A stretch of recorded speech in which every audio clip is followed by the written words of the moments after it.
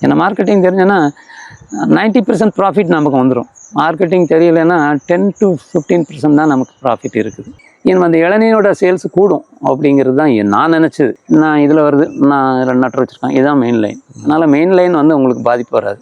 இது solar panel உங்களுக்கு 350 அடி இருக்குது. 350 அடிக்கு 7.5 HP மோட்டர் வச்சுருக்கிறேன். ஏன்னா ஸ்டெம் திக்னஸ் இருந்தால் தான் நான் வாழைக்கு விட முடியும். இந்த ஹைட்டை மாத்திரம் எனக்கு பார்த்து பிரயோஜனம் இல்லை. பாலெல்லாம் வந்தோன்னா ரொம்ப லென்த்தியாக இருக்குது. நல்ல சாயில் நல்லா லூஸாக. நான் இது காரணம் வந்து வருஷத்துக்கு 4 தடவை மாற்றி உழுது போடுறதுனால.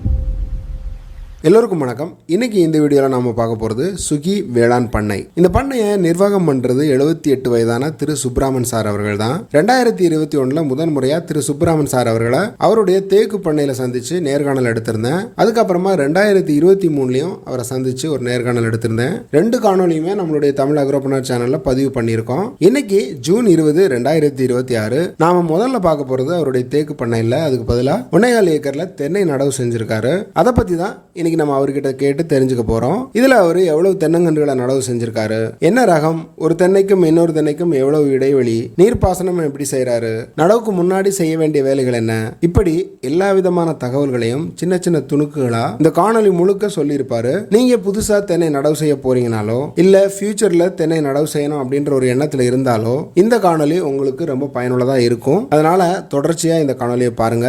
சார் வணக்கம் சார். Good morning. எப்படி இருக்கீங்க sir? I am fine. Almost 4 to 6 years முன்னாடி வந்திருப்பீங்கன்னு நினைக்கிறேன். ஆமாம் சார். 2021 வந்தோம் ஃபர்ஸ்ட். உங்களை ஃபர்ஸ்ட் விசிட் பண்ணோம் உங்கள் ஃபார்மை. 2023 இப்போ 2026. இப்போ நம்ம தேக்கு 2வது பார்க்கலாம். இதை நீங்கள் எனக்கு எக்ஸ்பிளைன் பண்ணுங்கள். ஓகே. நம்ம இப்போ இருக்கிற என்னோட பேர் சுப்பராமன். எனக்கு வயசு 78 ஆகுது. நம்ம இருக்கிற இடம் வந்து பாளையங்கோட்டை தாலுகா ரெட்டியார்பட்டி வில்லேஜ். உங்களுக்கு விஜயநகரம் நியரஸ்ட் விஜயநகரம் ரோடு. அதுலேருந்து ஒரு 200 அடியில் நம்ம இருக்கிறோம். இந்த இடம் வந்து உங்களுக்கு 2023 ஜனவரியில் நான் இதில் வந்து தென்னை வச்சேன். இது தென்னை வந்து நெட்டை குட்டை ரகம். 3 வருஷத்தில் இது வந்து காய்க்க ஆரம்பிக்கணும். இப்போ இதை வச்சு 3 வருஷம் 7 மாதம் ஆகுது. ஆல்மோஸ்ட் எல்லா தென்னையிலையுமே வந்து பாலை வெடிச்சிருச்சு. ஸோ தென்னை வந்து எனக்கு அவங்க சொன்ன மாதிரி கரெக்டாக வந்துருச்சு. இப்போ இதில் ஃபஸ்ட்டில் நான் என்ன பண்ணோன்னு சொன்னேன்னா, தென்னை போட்டுட்டு 20 அடிக்கு ஒரு தென்னை போட்டிருக்குறோம். 20 அடிக்கு தென்னைன்னா, அதாவது நாட்டு தென்னைன்னா உங்களுக்கு 25 அடி, இது 20 அடிக்கு ஒரு தென்னை போட்டால் போதும் அப்படின்னு சொன்னாங்க. நான் தென்னை கன்று வாங்கினது வந்து திருச்சியில் பசுமை பாரதம்னு சொல்லி ஒரு பெரிய ஃபார்ம் வச்சுருக்குறாங்க, நர்சரி ஃபார்ம். அவங்ககிட்ட இருந்து வாங்கினது வந்து 265 ரூபா ஒரு கன்று. வந்து 300 ரூபா சொன்னாங்க, சப்சிடி ரேட்டுன்னு சொல்லி 265 ரூபா போட்டாங்க. கன்று எனக்கு ஒன்றும் டேமேஜ் ஒன்றும் கிடையாது. மொத்தத்திலே 2 கண்ணோ 3 கண்ணோ தான் டேமேஜ். அதையுமே அவங்க ரீப்ளேஸ் பண்ணி கொடுத்துட்டாங்க. ஃபஸ்ட்டு வந்து நல்லா உழணும், புல்லுலாம் உழுதுட்டு அவங்களுக்கு மொட்டைப்படுத்திட்டு 20 அடிக்கு ஒரு குழி வந்து 2 அடிக்கு 2 அடின்னு நாங்கள் குழி தோண்டி ஒரு மாதம் மக்க போட்டிருந்தோம். அதுக்கு பிறகு கொஞ்சம் எடுத்த மண்ணையே கொஞ்சம் உள்ளே போட்டுட்டு மாட்டுச்சாணி அதுதான் போட்டது. மாட்டுச்சாணி போட்டு வேப்பம் புண்ணாக்கு ஒரு 50 கிராம் 100 கிராம் மாதிரி லேசாக தூவி விட்டு அந்த நெட்டில் இருக்கிற மூக்கு வெளியே தெரிகிற மாதிரி ஃபுல்லாக மூடாமல் நெட்டு வந்து வெளியே தெரிகிற மாதிரி விட்டு அப்படியே மூடி போட்டது தான். ட்ரிப்பு வந்து உங்களுக்கு எனக்கு ட்ரிப் இரிகேஷன்லாம் போகுது, லேட்ரல் வழியாக போடுறோம்.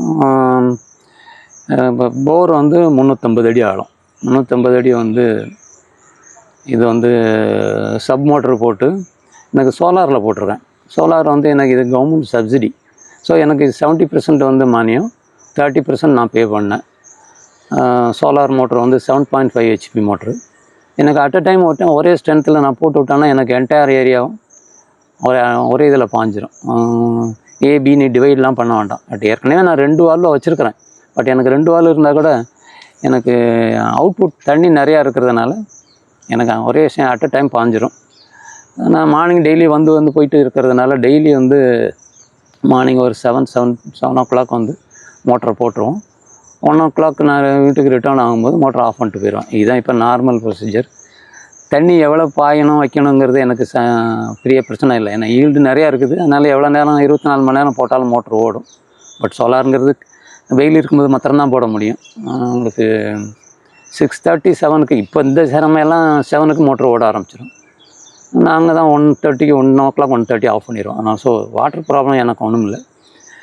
இந்த இன்டர் கிராப்னு பார்த்தீங்கன்னா முதல்ல வந்து இந்த சின்ன கண்ணாக இருக்கும்போது அந்த மடல் விழாமல் இருக்கும்போது தடி பூசணின்னு போட்டிருந்தேன். இது இன்கம் வந்து எனக்கு பெருசாக இல்லைன்னா கூட புல் மேனேஜ் அந்த களை புல்லுலாம் இருக்குது பார்த்தீங்களா, அதுதான் மேனேஜ் பண்ணுறது எனக்கு கொஞ்சம் ஈஸியாக இருந்தது. ஏன்னா ஒரு தரம் உள்றோம், அந்த விதையை ஊன்றோம், தடியோ பூசணியோ. 90வது நாள் கிராப் வந்தது. அது 30வது நாளில் படர்ந்த உடனே இருக்கிற புல்லை வளர விடாது. பட் ஆஃப்டர் 93 நான் எல்லாம் பறிச்சுட்டு 2ஆம் தரம் அதை பிடுங்கணும். அதுக்கு ஒரு லேபர் இருக்குது. திருப்பி அதை ஒரு உழவு உழுதுட்டு 1 மாதம் வீணாக போட்டுட்டு அப்புறம் ஒரு தரம் உளுந்து போட்டிருந்தேன். உளுந்து போட்டிருந்தது. அதுலேயும் பெரிய ஈல்டுன்னு சொல்ல முடியாது. பட் எனக்கு வந்து நான் உளுந்து போடுறேன், உள்றேன். அது எனக்கு தென்னைக்கு வந்து ஒரு அடிஷ்னல் சப்போர்ட்டாக வந்துடும். இந்த தென்னைக்குன்னு நான் உழாமல் இதுக்கு மொத்தமாக உள்றதுனால அதுலேயும் ஓரளவு எனக்கு வந்தது. Hydrogen fixation. ஆமாம், அது அந்த கொலையை மக்கினோன்னு அதுலேயே போட்டு நம்ம உழுகுறோம். அதனால் அதுவும் ஒரு உரம் ஆயிடுச்சு. நெக்ஸ்ட்டு கிராப் வந்து என்ன பண்ணிட்டோம்னு சொன்னோன்னா மக்காச்சோளம் போட்டேன். மக்காச்சோளமும் எனக்கு வந்து இதே மாதிரி தான். அப்போ ப்ராப்ளம் எனக்கு என்ன ஆயிடுச்சுன்னா, நான் போட்டது எல்லாமே இன்கம் பேஸ்டு இல்லாமல் மேனேஜ்மெண்ட் எப்படி பண்ணிடுறது, களை இந்த புல் வராமல் இருக்குது எப்படி, சரி நம்மளும் டெய்லி வந்து போகிறோம், ஏதாவது ஒரு வேலை பார்த்தாலும் ஆச்சுங்க அப்படிங்கிறது மாதிரி தான் நான் பண்ண கிராப் எல்லாமே. இது வந்து இன்கமாக ஏர்ன் பண்ணி அதுலேருந்து ஏதோ பெருசாக ஈல்டு கொண்டு வரணுங்கிற நோக்கம் இல்லை. இதெல்லாம் நான் போடலைன்னா நான் திருப்பி தென்னைக்கு நான் உழுதுகிட்டு இருக்கணும், அது களை வெட்டணும், இந்த மாதிரி ப்ராப்ளம் வரும். இப்படிங்கும்போது எனக்கு வருஷத்துக்கு 3 ட்ரிப்பு 4 ட்ரிப்பு நான் உழுது போட்டுருவேன். எனக்கு பிரச்சனை இல்லை. மக்காச்சோளம்ல என்ன பிரச்சனைனா, இங்கே அதை அடிக்கிறதுக்கு மிஷின் கிடையாது. So I have to carry to Kayathar. இங்கேருந்து ஆல்மோஸ்ட் 32 கிலோமீட்டர்ஸ் இருக்கும். இங்கேருந்து கயத்தார் கொண்டு போய் கயத்தாரில் ஒரு நாள் வச்சுருந்து பிறகு அதை க்ரஷ் பண்ணி அதை அங்கே விற்றோம். அதுக்கு பிறகு அதை நிப்பாட்டிட்டேன் போட்டு. இப்போ மட்டைக்கிட்டெல்லாம் பெருசாக வந்தோடனே இப்போ என்ன பண்ணியிருக்கிறேன்னா கொய்யா கொஞ்சம் போட்டிருக்கிறேன். கொய்யா வந்து இதுவுமே ஈல்டு பேஸ்டு எனக்கு கிடையாது. பட் ஏதோ டெய்லி வந்து ஒரு 500 ரூபா, வாரத்தில் ஒரு 1000 அந்த மாதிரி எனக்கு ஈல்டு வந்துட்டு சின்ன செலவை வந்து அது மீட் பண்ணிக்கிடும். நான் வைக்கும்போது எனக்கு என்ன செலவாச்சோ அந்த செலவு வந்து ஆஃப்டர் 2nd இயர் வந்து எனக்கு அதிகமான செலவு இல்லை, இந்த ஈல்டு கொஞ்சம் கொஞ்சம் வர்றதுனால. இந்த வெரைட்டி வந்து தைவான் பிங்க்குன்னு வச்சுருக்கிறோம். இதுவும் அதே அந்த பசுமை பாரதம் அங்கே திருச்சியில் வாங்கின நர்சரியில் வாங்கினது தான். இந்த கன்று வந்து 69 ரூபா ஒரு கன்று விலை. 6வது மாதத்துலேருந்து காய்க்க ஆரம்பிக்கும்னாங்க. அது 6ஆம் மாதத்துலேருந்து காய்க்க ஆரம்பிச்சது தான். பட் நான் தனியாக வச்சுருப்பேன்னா அதில் ஒரு ஈல்டு, அதில் ஒரு இன்கம் நல்லா பார்த்துருக்க முடியும். நான் இன்டர் கிராப் மாதிரி போட்டிருக்கிறதுனால சில ப்ராப்ளம் இருக்குது. சில சமயம் தென்னைக்கு விழக்கூடிய நோய் இதுக்கும் விழுது. அந்த பெஸ்ட் கண்ட்ரோல் ஒரு ஒயிட்டு இது விழும், வெள்ளைப்பூச்சின்னு நம்ம சொல்லுவோம். அது விழும்போது தென்னை மட்டையிலையும் பிடிக்க ஆரம்பிக்குது. சில சமயம் தென்னை மட்டையிலேருந்து இதுக்கு வர ஆரம்பிக்குது. அதுக்கு பெரிய மருந்துன்னு நான் போடலை. நான் வந்து என்ன பண்ணுவோன்னு சொன்னேன்னா, வாட்டர் தண்ணி இருக்குது பார்த்தீங்களா, அதை ஹை ஸ்பீடில் ஸ்ப்ரே பண்ணுவோம். அந்த ஹை ஸ்பீடில் ஸ்ப்ரே பண்ணும்போது அந்த ஒயிட் ஃபங்கஸ் அதில் ஒட்டிகிட்டு இருக்குது, அப்படியே தொங்க ஆரம்பிக்கும், விழ ஆரம்பிக்கும், அது போயிடும். சில சமயம் என்ன பண்ணுவோன்னு சொன்னீங்கன்னா, இந்த வாட்டர் ட்ரீட்மெண்ட்டுக்கு பிறகு 3G கரைசல்னு சொல்கிறோம். இது சில சமயம் நான் யூடியூப்பில் பார்த்துருக்கேன். பட் யாரும் பெருசாக வெளியே சொல்லிக்கல. 3Gங்கிறத வந்து ஜிஞ்சர், கார்லிக், சில்லிஸ் இந்த 3 வந்து க்ரஷ் பண்ணி அதை லிக்விடாகி ஒரு நாள் ஊற வச்சுருந்து மறுநாள் அதை கொஞ்சம் ஸ்ப்ரே பண்ணுவோம். அதில் வந்து காரத்தன்மை அதிகமாக இருக்கிறதுனால மற்ற பூச்சியும் விழலேன்னு சொல்கிறாங்க. பட் எனக்கும் அவங்க சொல்கிறது ஓரளவு உண்மை தான். இது நான் கெமிக்கலுக்கு போனேன் அப்படின்னு சொன்னேன்னா ரேட்டெல்லாம் உங்களுக்கு ஒரு தரம் ஸ்ப்ரே பண்ணுறதுக்கு 1500 ரூபாய்க்கு குறையாமல் வந்துடும். இது எனக்கு ஒரு தரம் ஸ்ப்ரே பண்ணுறதுக்கு மேக்ஸிமம் போனால் ஒரு 1 கிலோ மிளகாய், கொஞ்சம் காரம் கம்மியாக இருந்தால் 1.5 கிலோ மிளகாய், 1 கிலோ மிளகான்னா 300 கிராம் இஞ்சி போடுவோம், 300 கிராம் கார்லிக் போடுவோம். காரம் கூட குறையா இருந்ததுன்னு சொன்னால் 1.5 கிலோ மிளகாய், 1/2 கிலோ இஞ்சி, 1/2 கிலோ கார்லிக், இந்த 3ஐயும் தட்டி போட்டு மிக்ஸி போட்டு அப்படியே ஊற வச்சு மறுநாள் ஸ்ப்ரே பண்ணுவோம். இதுதான் எங்களோடது. நான் வருஷத்துக்கு ஒரு ட்ரிப் என்ன பண்ணுறோன்னு சொன்னால், உங்களுக்கு மாட்டுச்சாணி மினிமம் வந்து ஒரு குறைஞ்சது 100 கிலோ 50-60 கிலோவாவது போட்டுருவோம் ஒரு மரத்துக்கு. இப்போ நீங்கள் பார்த்தா கூட தெரியும். இதை நாங்கள் தோண்டி படாமல் உள்றது இதுலேயே போட்டு அதுக்கு மேலே உள்றதுனால நாங்கள் குழி தோண்டி அதில் போடணுங்கிற இது எனக்கு வரல. ஏன்னா நாங்கள் 3 மாதத்துக்கு ஒருக்க உழுறேன். அந்த உழும்போது அந்த பள்ளத்தில் தான் அந்த டிராக்டர், சின்ன டிராக்டர், அதுவும் நான் மானியத்தில் தான் வாங்கியிருக்கிறேன். அது எனக்கு 40% மானியம்னு நினைக்கிறேன். ஆமாம், 60% மானியம், 40% நான் பே பண்ணேன். அது அடுத்த தோட்டத்தில் இருக்குது. நான் உழும்போது இந்த உரமாக அப்படியே மிக்ஸ் ஆகிடுது. ரெண்டாவது எனக்கு தண்ணி பிரச்சனை இல்லாமல் பாஞ்சிட்டு இருக்கிறதுனால அந்த வேர் எடுத்துக்கிடுது. இது போக பசுமை பாரத்துலேருந்து என்ன பண்ணுறாங்கன்னா, உங்களுக்கு கடல் பாசியிலேருந்து அவங்க உரம் மேனுவர் கொடுக்குறாங்க. அது சில சமயம் வந்து ஜெல்லாக இருக்கும், சில சமயம் வந்து கிரானுவலாக இருக்கும். ஜெல்லாக இருந்ததுன்னு சொன்னோன்னா தண்ணியில் கொஞ்சம் மிக்ஸ் பண்ணி ஒரு கம்பியை வச்சு ஒரு 3/4 அடி லேசாக அப்படி ஒரு களைச்சி விட்டோம்னா 3/4 அடி ஆழம் போகும். அதுக்குள்ளே உங்களுக்கு ஒரு டம்ளர் கோரி ஊற்றிடும். ஜெல்லுன்னா அதே மாதிரி அந்த இப்போ ஒரு 50 கிராம் தான் போட சொல்கிறாங்க. அவங்க கொடுத்துருக்குறாங்க. எனக்கு நீங்களே பார்க்குறீங்க, ஏன்னா எல்லாமே க்ரீனிஷாக இருக்குது. எதுவுமே வந்து எல்லோயிஷோ அந்த மாதிரி எதுவும் இல்லை. கிராப் வந்து ஈல்டும் அந்த உங்களுக்கு பாலை நான் வந்துருச்சு. இன்னும் நான் நினைக்கிறேன் இப்போ பாலை வந்து 3 மாதத்துக்கு குறையாமல் ஆகுது. பாலையும் வெடிச்சிடுச்சு. ஆல்மோஸ்ட் 90% பாலை வந்துருச்சு. இது எனக்கு ஈல்டுன்னு வரும்போது அனிமன் ஒரு 3 or 6 மந்த்ஸுக்குள்ளே எனக்கு ஈல்டு வர ஆரம்பிக்கும். இது நான் ஈல்டுங்கிறது வந்து இளநிக்கு கொடுக்கலான்னு தான் நான் நினச்சிக்கிறேன். இளநிக்கு இப்போ ரேட்டு வந்து 23 ரூபாயிலேருந்து 25 ரூபா சொல்கிறாங்க. அது எப்படி பிஸ்னஸ் நோக்கில் லாபம் ப்ராஃபிட் கணக்கில் எப்படி அது ஒர்க் அவுட் ஆகும்னு எனக்கு அது எடுத்தால் தான் தெரியும். பட் இப்போ வந்திருக்கிறத பார்க்கும்போது எனக்கு ஈல்டு வந்து தாராளமாக நல்லா கொடுக்கலாம், மிச்சம் ப்ராஃபிட் இருக்கும் அப்படின்னு நினைக்கிறேன். Okay sir. பெருசாக இதில் ஃபீட்பேக் கொடுக்கறதுக்குல இப்போ இதில் நீங்கள் பார்த்தீங்கன்னா இடையில வந்து நம்ம தேக்கு வச்சுருக்குறோம். நார்மலாக வந்து தென்னைக்கு இடையில வந்து தேக்கு வைக்கக்கூடாது. ஏன்னு சொன்னோன்னா இதுவும் லாங் டேர்ம் கிராப்பு, அதுவும் லாங் டேர்ம் கிராப்பு. இந்த வேர் வந்து அதை வந்து பாதிக்கும். ஏன்னா அது தெரிஞ்சிருந்தும் ஏன் வச்சுருக்கேன்னா, இது ஒரு இன்டர் கிராப் தான். இது வந்து 2 வருஷம் வச்சுருப்பேன். 2 வருஷம் ஆனோன்னா இப்போ வெட்டிடுவேன். ஏற்கனவே கொஞ்சம் தேக்க நான் வெட்டிட்டேன். இது வந்து வச்சு இப்போ 1 வருஷம் ஆகுது. நான் நெக்ஸ்ட் இயர் வந்து இது அப்படியே வாழைக்கு முட்டு கொடுக்கறதுக்கு வச்சுருவேன். ஏன்னா இன்னொரு தோட்டத்தை நான் இன்டர் கிராப்பாக வாழை போட்டிருக்கிறேன். நான் அதுக்கு இன்னும் கம்பு வாங்க வேண்டாம், எனக்கு ஸ்பேஸும் இருக்குது, தண்ணியும் இருக்குது. அதனால தான் நான் இதை போட்டேன். இதில் கொஞ்சம் தேக்கை கம்பை வெட்டி நான் கொண்டு போயிட்டேன். இன்னொரு தோட்டத்தை நான் காமிக்கிறேன். அதனால் நான் இப்போ தேக்கை எடுத்துருவேன். இப்போ எனக்கு இன்டர் கிராப்புன்னு இருக்குது உங்களுக்கு கொய்யாவும் தென்னையும் மத்தரம் தான். ஓகே சார், இந்த இடம் எவ்வளோ சார் மொத்தம்? இந்த இடம் வந்து 1.28 ஏக்கர். 1.28 ஏக்கர். ஆமாம். இதில் எவ்வளோ தென்னை மரம்? 120 தென்னை மரம் இதில் இருக்குது. 20 அடிக்கு 1. இது ரெட்டியார்பட்டி மெயின் ரோட்லேருந்து கரெக்டாக 150 அடி தான் இந்த தோட்டம் இருக்கிற இடம். இப்போ வந்து நீங்கள் அதை நடவு செய்யும்போது அந்த முகப்பு தெரிகிற மாதிரி வைக்கணும் அப்படின்னு சொன்னீங்க. அதுக்கு என்ன காரணம்? அதாவது அந்த தென்னை எல்லாருமே மூடி வைக்கணும்னு ஒரு சின்ன சொல்கிறாங்க. பட் நார்மலாக என்ன சொல்கிறாங்கன்னா, ஒரு மனுஷன் மூச்சு விடுறதுக்கு மூக்குலேயும் மண்ணெளி போட்டக்கூடாதுங்கிறதுனால அவங்க என்ன சொல்கிறாங்க, வளர்ந்து வார வரைக்கும் அந்த தென்னை நெட்டியில் இருக்கிற அந்த குருத்து மேலே வருது பார்த்தீங்களா, அதை நீங்கள் மூட வேண்டாம், சுற்றி மண்ணை அணைச்சி வச்சுருங்க, அந்த மூக்கு வந்து வெளியே தெரியட்டும் அப்படிங்கிறது தான்.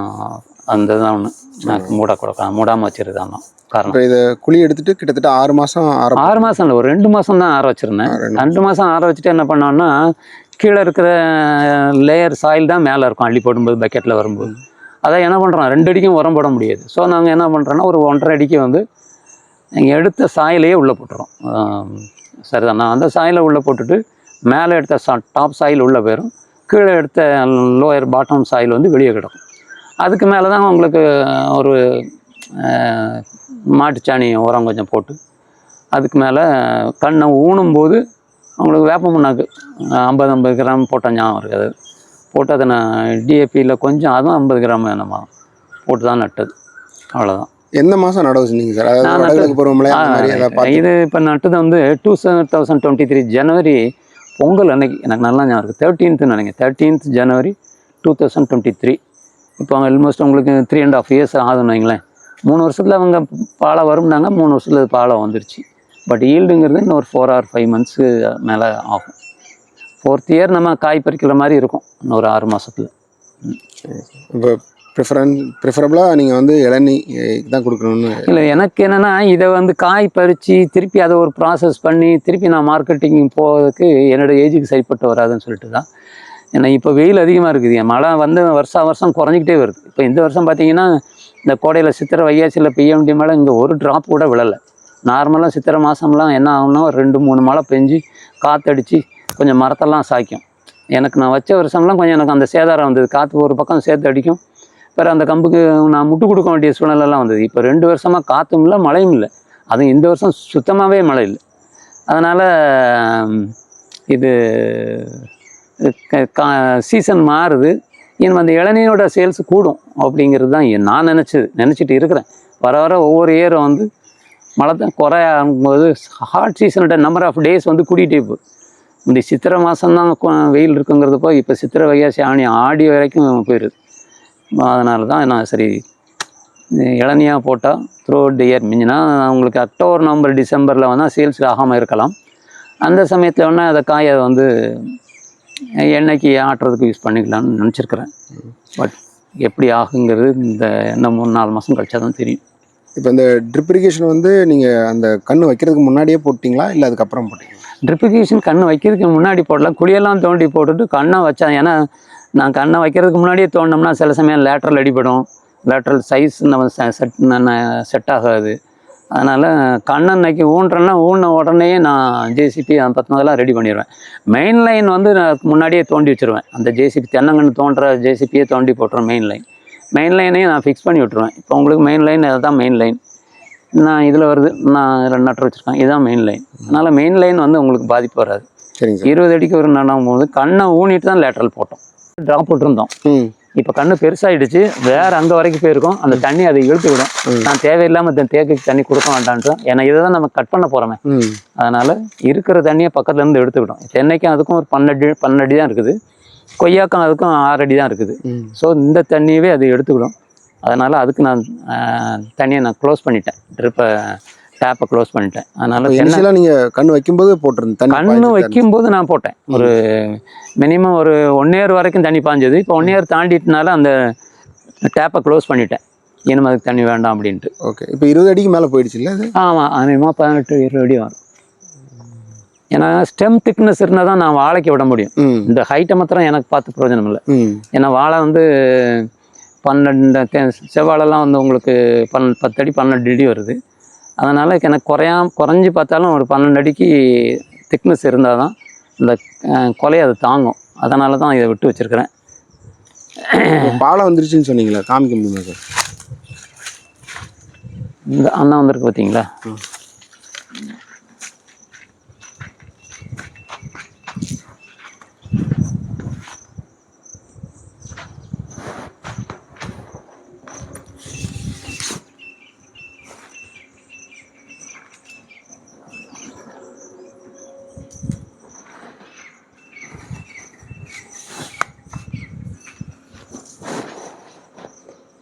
பாலெல்லாம் வந்தோன்னா ரொம்ப லென்த்தியாக இருக்குது.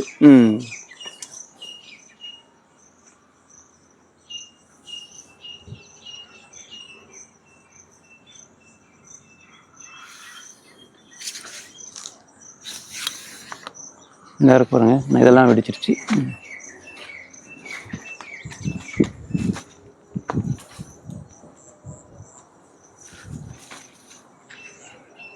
இந்த பாலை வர நேரத்தில் கொஞ்சம் ஏதாவது உரம் ஊட்டச்சத்து கொடுக்கணும் அப்படின்லாம் சொல்லுவாங்கல்ல, அது மாதிரி? பாலை வர சமயத்தில் ஊட்டச்சத்து ஏற்கனவே நாங்கள் 3 மாதத்துக்கு ஒரு உரம் கொடுத்துட்டு தான் இருக்கிறோம். வருஷத்துக்கு ஒரு ட்ரிப்பு வந்து மாட்டுச்சாணி போடுறோம். மாட்டுச்சாணி இது போக வந்து நம்ம அவங்க பசுமை மரத்தில் வந்து கொடுக்கக்கூடிய இந்த ஜெல் இருக்குது பார்த்தீங்களா, கடல் பாசி. அந்த கடல் பாசி லிக்விடும் கொடுப்பாங்க, கிரானியூலும் கொடுப்பாங்க. லிக்விட் ஒரு தரம் வச்சுட்டோம், அது 6 மாதத்துக்கு ஒரு ட்ரிப் தான். கிரானியூல் ஒரு தரம் நான் வைக்கணும், வாங்கி வச்சுருக்கிறேன். நான் ரூமில் போகும்போது அந்த கிரானியூல் உங்களுக்கு காமிக்கிறேன் அப்படின்னு. Okay sir. இந்த ட்ரிப் இரிகேஷன் செட்டப்பு அப்புறம் சோலார் பார்க்கலாமா? ஓகே வாங்க.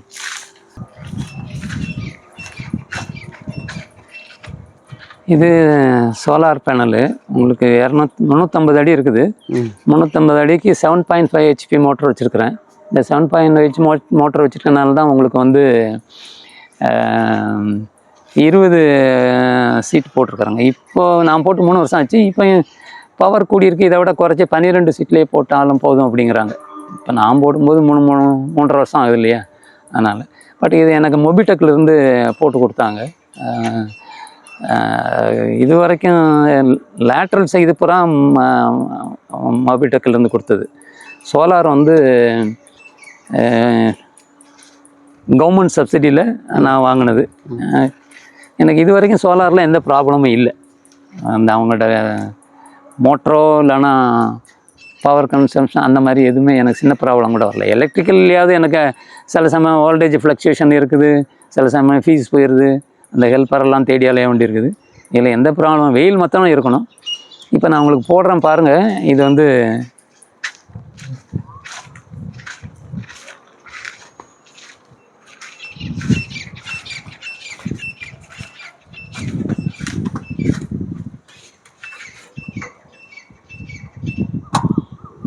இந்த லெஃப்ட் சைடில் இருக்க சுவிட்சை போட்டோன்னே ஆன் ஆயிரும். ஆன் ஆகி வந்து உங்களுக்கு அது ரேட்டிங் காமிக்கும். வோல்டேஜ் என்ன அது பூரா காமிக்க ஆரம்பிக்கும். நார்மலாக வோல்டேஜ் அபவ் 385 வோல்ட் இருந்தாலே மோட்டர் ரன் ஆயிரும். நான் இப்போ இருக்கிற வயலுக்கு எனக்கு இது வந்து இப்போ 417 இருக்குது. இப்போ நான் மோட்டரை போட்டுடுறேன். ரைட் சைடில் உள்ளதை ஆன் பண்ணிடணும். உங்களுக்கு மோட்டரை நிப்பாட்டும் போது, ஆஃப் பண்ணும்போது உங்களுக்கு ரைட் சைடில் உள்ள சுவிட்சை முதல்ல ஆஃப் பண்ணணும். பிறகு 2 லெஃப்டில் உள்ளது. மோட்டர் போடும்போது லெஃப்ட் போடணும், ரைட் 2வது போடணும். ஆஃப் பண்ணும்போது ரைட்டு, லெஃப்ட், 2வது லெஃப்ட்டு. இதுதான் என்ன. இந்த காற்று காலத்தில் வந்து கொஞ்சம் டஸ்ட்டு ஃபார்ம் ஆனால் அந்த வோல்டேஜ் கொஞ்சம் குறைய கிடைக்கும். அதுக்கு என்ன பண்ணுவோன்னா 2-3 மாதத்துக்கு ஒருக்க 2 வாளி தண்ணியை மேலே விட்டுருவோம். அப்படி இல்லைன்னா மருந்து அடிக்கிற ஸ்ப்ரேயரை வச்சு தண்ணியை வந்து நல்லா ஸ்ப்ரெச் விட்டுருவோம். ஆட்டோமேட்டிக்காக அந்த வோல்டேஜை வந்து 10-20 பாயிண்ட் கூட காமிச்சிடும். அந்த ஒன்று தான் இதில். வேறு இதில் இது வரைக்கும் எனக்கு 3.5 வருஷம் ஆகி இது எந்த ஃபால்ட்டு கம்ப்ளைண்ட்டு அந்த மாதிரி எதுவும் எனக்கு இல்லை. இது பிளாக் சாயிலு. அதாவது இந்த பிளாக் சாயில் என்னன்னா உங்களுக்கு தண்ணியை வந்து அப்சர்வ் பண்ணி வச்சுக்கிடும். உங்களுக்கு இதில் வந்து நார்மலாக என்ன பண்ணுவாங்கன்னா காட்டன் தான் போடுவாங்க. ஏன்னா காட்டனுக்கு வந்து காட்டில் காட்டன் தான் போடுவாங்க. அந்த ஏரியா வந்து கோயில்பட்டி பெல்ட் ஏரியா வந்து இந்த மாதிரி பிளாக் சாயில். அவங்களுக்கு எப்போமாவது தான் மழை பெய்யும், அவங்களுக்கு கிணறு தண்ணி இருக்காது. இந்த மாதிரி சாயில் இருக்க இடத்துல தண்ணி ரொம்ப ரேராக தான் இருக்கும் அப்படிம்பாங்க.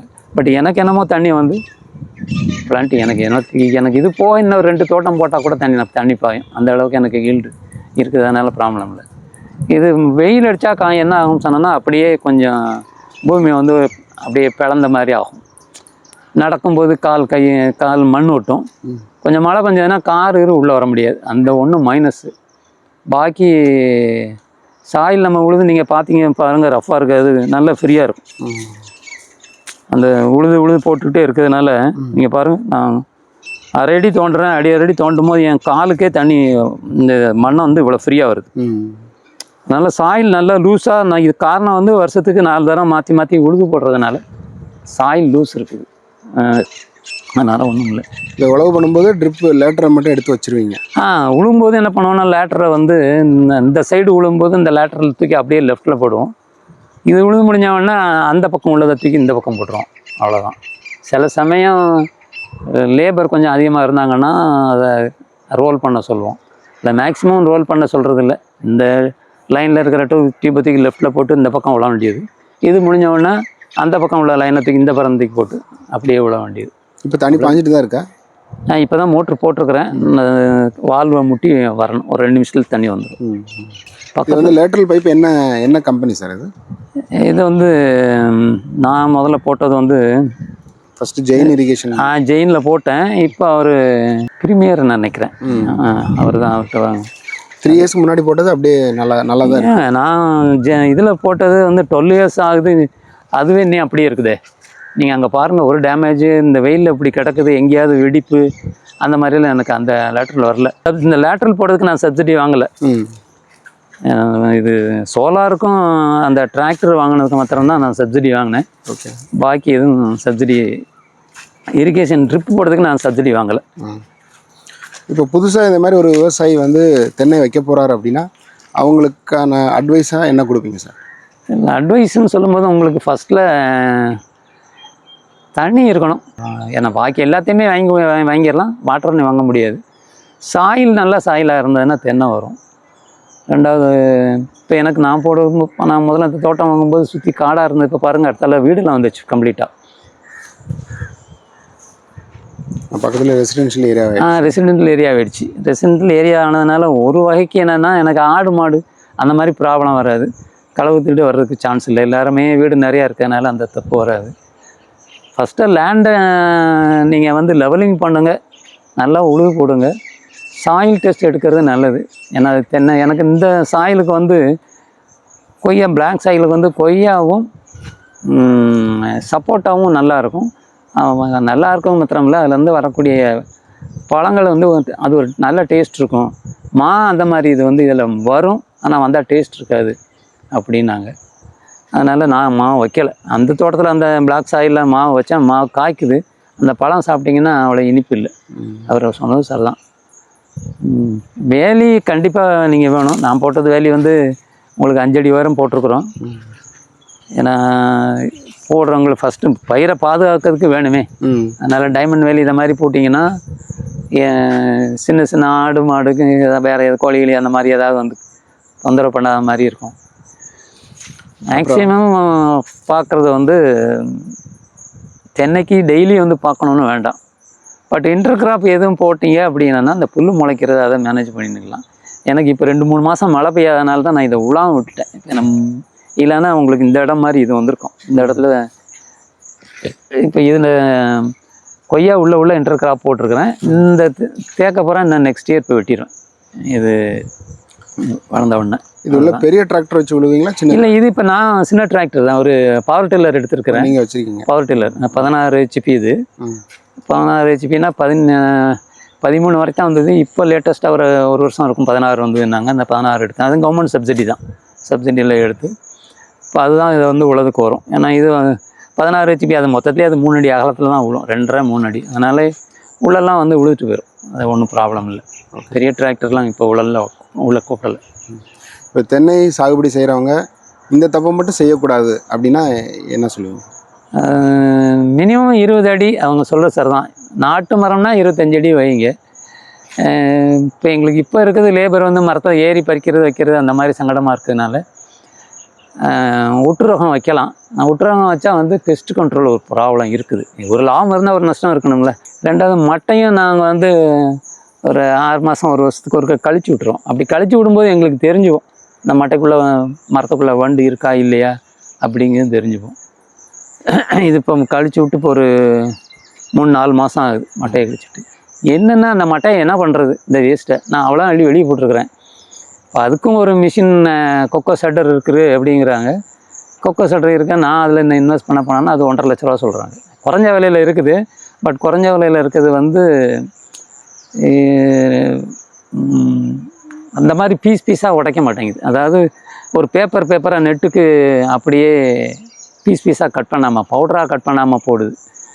ஓரளவு சரின்னு சொல்லலாம். பட் கொஞ்சம் ஒரு 75,000 1 லட்ச ரூபாய்க்கு மேலே வாங்கினோம்னா அது வந்து பவுடராக்குது. அதை அப்படியே நம்ம உள்ளே போட்டுடலாம். நான் இன்வெஸ்ட்மெண்ட் மாறி பண்ணணுமேங்கிறதுனால தான் நான் அந்த கொக்கோ ஷட்டர் வாங்கலை. தேங்காய் உரிக்கிற மாதிரியும் அதுக்கும் கொஞ்சம் இருக்குது. அதெல்லாம் கொஞ்சம் நான் அதுலேருந்து கொஞ்சம் காசு கூட போகணும். ஒரு இன்கம் வரட்டும், அதுக்கு பிறகு வேணால் அந்த மாதிரி செய்யலாம் அப்படின்னு வச்சுருக்கேன். அந்த வேஸ்ட் மேனேஜ்மெண்ட் இதுலேருந்து வரக்கூடிய இதை வந்து சிலர் நீங்கள் உள்ளேயே போடலாங்கிறாங்க. சிலர் என்ன சொன்னாங்கன்னா 2க்கும் அப்படி இடையில ஒரு பாத்தி மாதிரி எடுத்து மட்டையப்புறம் அந்த பள்ளத்துக்குள்ளே போடுங்கிறாங்க. அது போடலாம். நான் அதுக்கு ஒரு ஜேசிபியை கூப்பிடணும், அதை பூரா அள்ளி உள்ளே போடணும், திருப்பி அதை நிரப்பணும். அதில் பூச்சிப்பட்டை பற்ற ஆரம்பிக்குது. ஏன்னா நாங்கள் ஆள் நடமாடுறோம், ஏதாவது ப்ராப்ளம் வந்து பூச்சி இருக்கக்கூடாதுங்கிறதுனால நாங்கள் செய்யலை. மட்டையப்புறம் அள்ளி வெளியே ஓரமாக தான் போட்டிருக்கிறோம். பட் அதுலேயும் இருக்குது, இருந்து மெனக்கட்டு இருந்து செஞ்சால் அதுவும் வேஸ்டேஜ் ஆகாமல் காசு பார்க்கலாம். அதை விட இன்னொரு மிஷினும் பார்த்தேன். இந்த மட்டையிலேருந்து வரக்கூடிய ஈக்கியை வந்து அப்படியே வாரியலாக கன்வெர்ட் பண்ணலாம். பட் என்னென்னா ஒவ்வொரு டைமும் ஒவ்வொரு ஒரு ப்ராடக்ட் வாங்கிக்கிட்டே இருக்க வேண்டியிருக்கு. அந்த ப்ராடக்டை மெயின்டைன் பண்ண வேண்டியிருக்குது. சொல்கிறவங்க எல்லாம் ஈஸியாக சொல்லிடுறாங்க, ஷட்டர் இருக்குது அதை அடித்து பவுடர் ஆக்கிடலாம், இன்னொரு மிஷின் இருக்குது அதை வச்சு ஈக்கியாக பிரிச்சிடலாம். பட் மார்க்கெட்டிங் போகணுமே. எனக்கு ப்ராப்ளமே அங்கே தான் இருக்குது. பிரச்சனையே வந்து காசு இருக்குது, ஜாமானை வாங்கிடலாம். ஜாமானை வாங்கிடலாம், ஒரு ப்ராடக்டாக உண்டாக்கிடலாம், அதுலேயும் ப்ராப்ளம் இல்லை. அந்த உண்டாக்குன ப்ராடக்டாக மார்க்கெட்டிங் பண்ணணுமே. இப்போ வாரியில் வந்து நாங்கள் வந்து கடையில் போய் வாங்கினா 60 ரூபா சொல்கிறோம். எனக்கு அது 2 ரூபா கூட எனக்கு வராது. என்னோடய காஸ்ட்டு வந்து எனக்கு 2 ரூபா வருது. பட் அதுக்கு ஒரு மிஷின் வாங்கி ஒரு ஆளை போட்டு உட்காந்து செஞ்சு நான் கடையில் கொண்டு ஓகே போனால் எனக்கு மாதத்துக்கு 5 விடுங்கிறோம். அப்படிங்கும்போது நான் ஒரு 100 கடையாக பார்த்தா தான் நான் கொண்டு போக முடியும். அதனால் ஏன்னா அவனுக்கும் வாரியில் விற்கணுமே. இப்போ கொய்யாவே எனக்கு வருது. அந்த கொய்யா வந்து நான் என்ன பண்ண வேண்டியிருக்குது அப்படின்னா, உங்களுக்கு கிலோ முதல்ல 60 ரூபா போயிட்டு இருந்தது, 50 ஆகி 40 ஆகி 35 ரூபாய்க்கு கொடுக்குறேன் வேண்டாங்கிறான். இன்றைக்கி கொய்யா அப்படி ஆகிடுச்சு கடையில் கொண்டு கொடுத்தா. அதனால் இங்கே யாரும் நீ வாங்கணுங்கிற மாதிரி இல்லை. முதல்ல நான் இதுக்குள்ளே வந்து நான் ஒன்று சொல்ல மறந்துட்டேன். உள்ளே வந்து கீரை போட்டிருந்தேன், அரைக்கீரை போட்டிருந்தேன். அப்போ பார்த்தீங்கன்னா அந்த ரோட்டில் போகிறவங்க பார்த்துட்டு வந்து உள்ளே வந்து கீரை வாங்கிட்டு போனாங்க. பட் இருந்தாலும் நான் எப்படிங்கிற கீரைக்கு தகுந்த மாதிரி எனக்கு சேல்ஸ் இல்லை. அப்போ நான் அதை கொண்டு போய் ஏதோ ஒரு ஹோட்டலோ இல்லைன்னா ஏதோ ஒரு ஹாஸ்டலோ, காலேஜ் ஹாஸ்டல், ஹைஸ்கூல் ஹாஸ்டல், இல்லைன்னா ஹோட்டல் அந்த மாதிரி போய் பார்க்க வேண்டியிருக்கு. ஏற்கனவே அவங்களுக்கு வந்து ரெகுலர் கஸ்டமர் அவங்க வச்சுருக்காங்க. அந்த கஸ்டமரை தாண்டி புதுசாக வந்தால் நான் த்ரூ அவுட் டேர் என்ன சப்ளை பண்ணுவீங்களா அப்படின்னு அவன் அடுத்த வார்த்தையை கேட்குறான். அது நமக்கு முடியாத காரியம். அதனால் ரெகுலர் கஸ்டமரை அவங்களும் விட விரும்பலை. அதனால் அந்த ஒரு ட்ரிப்பு அரைக்கீரை போட்டுட்டு தண்டங்கீரையும் அரைக்கீரையும் போட்டுருந்தேன், அதோட நிப்பாட்டிட்டேன். அதனால் எல்லா இடத்துலையுமே மார்க்கெட்டிங் தான் பிரச்சனை. மார்க்கெட்டிங் இருந்தது அப்படின்னா தைரியமாக செய்யலாம். பட் இப்போ இருக்கிற யங்கர் ஜென்ரேஷன் அதுக்கெலாம் இப்போ வந்துக்கிட்டு இருக்கிறாங்க. அவன் ஐடிலாம் படிச்சுட்டு எனக்கு இன்ஜினியரிங் வேண்டாம், நான் அக்ரிகல்ச்சருக்குள்ளே போகிறேன்னு சொல்கிறாங்க. மாடர்ன் மெத்தடை யூஸ் பண்ண போகிறேன்னு சொல்கிறாங்க. பார்ப்போம், வரட்டும், யூஸ் பண்ணட்டும். இந்த டெக்னாலஜியும் ரொம்ப மாறி இன்னோவேட் ஆகிடுச்சு. முந்தைய மாதிரி 24 ஹவர்ஸும் தோட்டத்துக்குள்ளே இருக்கணும், 365 டேஸும் தோட்டத்துக்குள்ளே இருக்கணுங்கிற மாதிரிலாம் இல்லைன்னு ஆகிடுச்சு. அதனால் வரட்டும். பட் மார்க்கெட்டிங் தெரிஞ்சிருச்சு அப்படின்னா சூப்பர் தான். மார்க்கெட்டிங் தெரியலை அப்படின்னா வச்சுருந்தும் பிரயோஜனம் இல்லாமல் தான் உட்காந்துருக்கணும். இந்த ஒன்று தான். ஏன்னா மார்க்கெட்டிங் தெரிஞ்சேன்னா 90% ப்ராஃபிட் நமக்கு வந்துடும். மார்க்கெட்டிங் தெரியலைன்னா 10 to 15% தான் நமக்கு ப்ராஃபிட் இருக்குது. பாக்கி 80% எவனோ இருக்கிற ஒரு மீடியேட்டர் கையில் கொண்டு போயிடுறான். நம்ம நினச்ச நேரம் ப்ராடக்டை விற்க முடியல. இந்த மாதிரிலாம் இருக்குது. சரிங்க சார். இந்த தென்னை ஊனும்போது வந்து பார்டர் ஏரியா பக்கத்தில் வைக்காதீங்க. வேலியை ஓரம் வச்சிங்க அப்படின்னா நாளைக்கு அதில் ஒரு பாதை வரலாம். இப்போ எனக்கு இதில் வந்து 30 அடி பாதை வருது, இல்லைன்னா இபி லைன் வரலாம். அப்போ வந்து இபி லைன் நம்ம ஓலை வந்து அதில் விழும், தட்டும். அதனால் மேக்ஸிமம் வந்து 5 to 7 feet வேலியிலேருந்து, நம்ம பார்டர் வேலியிலேருந்து உள்புறம் வச்சிங்கன்னா நாளைக்கு வந்து கட் பண்ணணும், நமக்கு அந்த மாதிரி எந்த ப்ராப்ளமும் வராது, யாருக்கும் எந்த பிரச்சனை. ஒருவேளை நமக்கு இப்போ அந்த சைட்லாம் வீடு கட்டுறான், அவன் வீடு கட்டும்போது அவன் இடத்துல மட்டை விழ ஆரம்பிக்கும். இப்போ அவன் வந்து மட்டை விழுதுன்னு அவன் வெட்டிகிட்டு இருக்கேன்மா சண்டை போட்டுருப்பான். அதில் மினிமம் 5 to 7 feet தள்ளி வைக்கிறது பின்னாடி ரொம்ப நல்லது. எல்லாருக்குமே, யாருக்கும் எந்த தொந்தரவும் இருக்காது, நமக்கும் எந்த பிரச்சனையும் இருக்காது. சார், இந்த ஓரத்தில் வந்து தேக்குக்கு பதிலாக வந்து இது சொன்ன மறந்துருச்சு. ஏன்னா பார்டர் ஃபுல்லாக மகோகனி வச்சுருக்குறோம், தேக்கு வைக்கலை. அந்த மகோகனி வந்து ஒரு 10 yearsல 12 yearsல கட் பண்ணிடலாம் அப்படிங்கிறதுனாலையும் எனக்கு பார்க்க நல்லா இருக்குமே அப்படின்னு தான் மகோகனி வச்சோம். இப்போ தேக்கு உள்ளே வச்சுருக்கிறது இப்போ இந்த வருஷம் கட் பண்ணி எடுத்துருவோம். இன்னும் ஒரு 6 மாதம் 1 yearல கட் பண்ணிடுவோம். மகோகனியை வந்து அப்படியே விட்டு தான் வச்சுருப்போம். ஏன்னா அது பார்டரில் தான் இருக்குது, ஒன்றும் செய்யாது அப்படின்னு.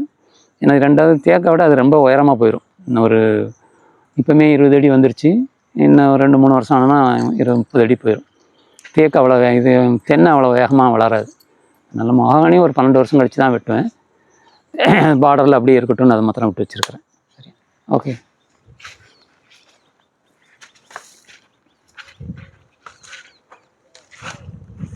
தேக்கு பண்ணை பார்க்கலாமா? ஓகே, போயிடுவோமே. Okay sir. இவ்வளோ நேரம் கொடுத்து விவசாயிகளுக்கு பயனுள்ள தகவல்களை நீங்கள் பகிர்ந்துக்கிட்டதுக்கு ரொம்ப நன்றி சார். Okay, thank you.